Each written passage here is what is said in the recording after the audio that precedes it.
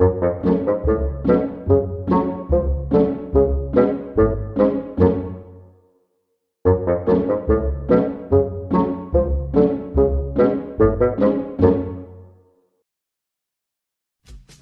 there everyone, welcome to Fingers, Thumbs and Fits, and in today's video we'll be looking at the final release of the already available expansions for Masters of the Universe Battleground.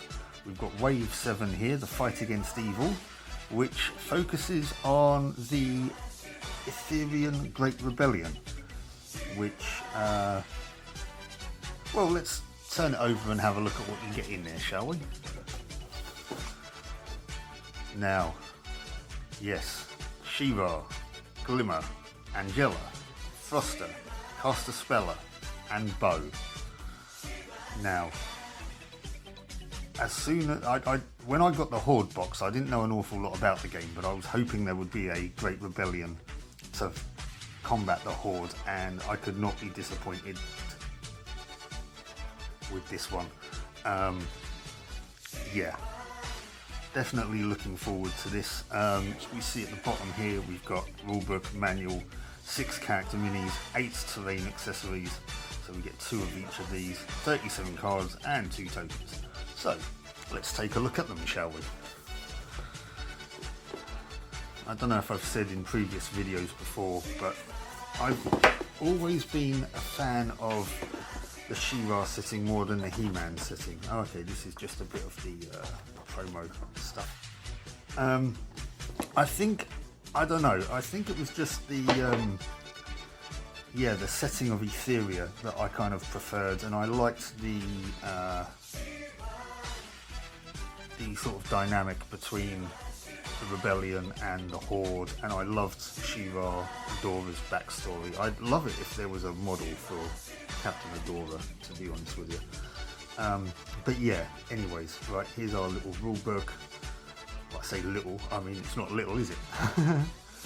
A great picture of Glimmer there. Okay, we've got some Battlegrounds. Thruster, Bow. Yeah, so there's our rulebook there. Miniatures assembly manual. Well, we know kind of what this is all about, so we'll have a look at this. We'll be using this when we put them together. And here we have actually the models. Right, so we have, this is our cards, fate cards and item cards and character cards. That's a thick old stack of cards there. We've got some tokens that has She-Ra's face on.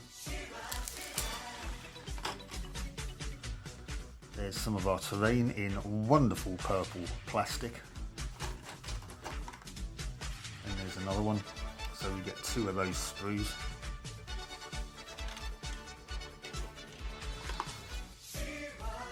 And here's our hero sprue. So 1, 2, 3, 4, 5, 6. Lots of characters, lots of detail. So I guess I should get started to putting these together, eh? So I'll be right back to show you what they look like. See you in a minute. Okay, so here we are back with the assembled minis now. We're going to take a look at the terrain first because it's a bit simpler. I mean, this was just one piece, so that was just clipped off the frame. A few rocks there on the terrain. Then we have this sort of grassy element. Can we focus on that? There we go. Right, this little bit and was separate, and then these 2 were one element, and they just slotted on the top, so no worries there. We have the mandatory log. Okay, can we focus on that, please? There we go. That was the top of the log, and then the rest of the base, so 2 sections there. And then we have this section, which is going to be somewhat difficult to transport, I dare say. This has a peg which slots into a hole.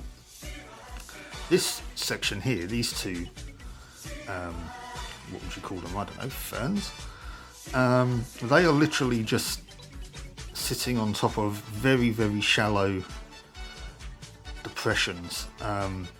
So they could have done with having a bit longer pegs to slot in, I think, because they're literally just sitting on top. So they're likely to kind of fall off, I dare say. So it might be worth actually pinning them if you're looking to do this. But that's the only thing I have to say about that, really. The rest of that terrain was fairly simple to put together. But let's have a look at the models. Here's Angela.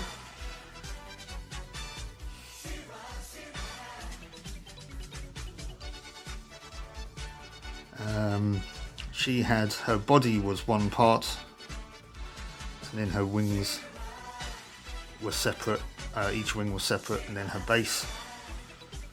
So no real issues there. I mean, it was a little bit tricky to get the wings in the sort of right position, the right angle. It could have done. There was two little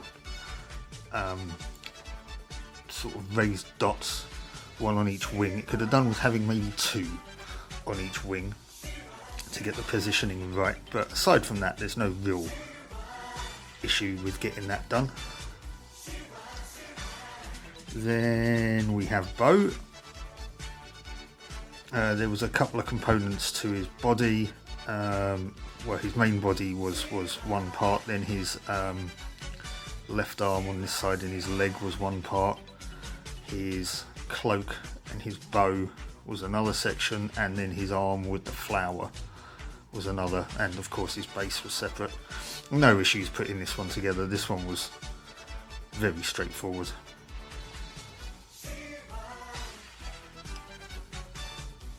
Caster Speller, great looking model. The shield on her back, which is also connected to her hair, there's not a lot for that to hold on to the mini. I had to put a load of glue over the top of the head and the arm, which is also a separate piece. Again, could have done with maybe some slots or something, but aside from that, I mean, it looks like it's holding. So yeah.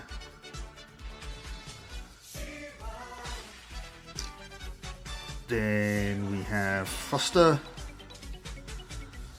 No real issues here.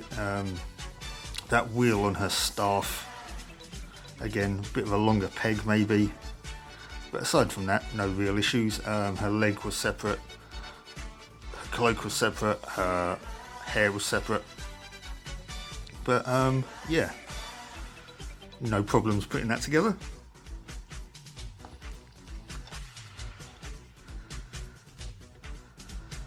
Glimmer, 4 parts, I think, really. Body, leg, arm, and then face and arm. Oh no, face and shoulder and then arm, so 5 parts. Again, slotted together very, very simply. No issues with this model whatsoever.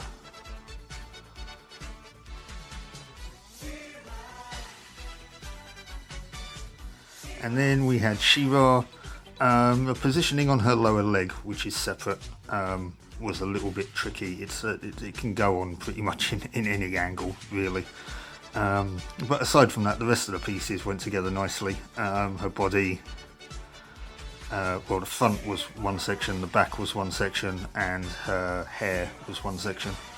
So aside from that, the leg positioning might be worth just being a bit careful with. Yeah, no issues whatsoever. So yeah, there we go. That's the Great Rebellion, Wave 7. Definitely looking forward to painting these guys up. At the time of recording, I still haven't painted the Horde up yet, to be honest with you. I've been distracted by a load of other stuff, and as you know, again, at time of recording, the channel went on hiatus for a little bit. So but yeah, looking forward to getting back into this stuff, getting these models painted in preparation for the GameFound stuff. coming. So yeah, keep an eye on the channel for that. I will definitely be covering it when I receive it. Overall, these releases have been fantastic. I've been loving the nostalgia they've been reminding me of. Always been a bit of a fan of He-Man and the Masters of the Universe, and as I said, you know, I love the setting of Etheria, and so yeah, definitely looking forward to painting some of these up. And I hope you'll join me for that when I get round to it. So yeah, thanks for joining me on these videos for opening the existing releases, and I hope to see you for the next ones when I receive the GameFound stuff. So until then, take care, keep on adventuring, I'll catch you later. Bye-bye.